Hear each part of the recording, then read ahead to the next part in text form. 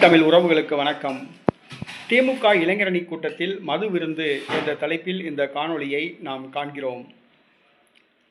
திமுக தன்னுடைய இளைஞரணி நிர்வாக கூட்டத்தை சமீப காலமாக அடிக்கடி நடத்தி வருகிறது. உறுப்பினர் சேர்க்கை மற்றும் கட்சி நிகழ்ச்சிகள் என்று இளைஞரணி கூட்டம் நடக்க ஆரம்பித்துள்ளது. உதயநிதி ஸ்டாலின் இளைஞரணி பொறுப்பேற்ற பிறகு வேகம் பிடித்துள்ளது. பொதுவாகவே திமுக தன்னுடைய கட்சி கூட்டங்களுக்கு கோட்டர், கோழிக்கறி பிரியாணி 200 ரூபாய் கொடுத்து ஆள் சேர்ப்பதாக குற்றம் சாட்டி வந்தது.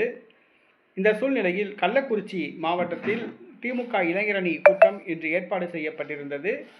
அந்த விருந்து நிகழ்ச்சியில் மது பாட்டில்கள் பரிமாறப்பட்டன. அந்த சாப்பாட்டு இலை பக்கத்திலேயே மது பாட்டில்கள் வைக்கப்பட்டுள்ளன. பீர் பாட்டில் மற்ற பிராந்தி பாட்டில்கள் வைக்கப்பட்டுள்ளன. இந்த புகைப்படங்கள் வைரலாகி வருகின்றன. கள்ளக்குறிச்சியில் நடைபெற்ற இளைஞரணி கூட்டத்தில் கலந்து கொண்டவர்களுக்கு விருந்து வைக்கும் பொழுது மதுவும் பரிமாறப்பட்டன. இது வன்மையாக கண்டிக்கத்தக்க விஷயம்.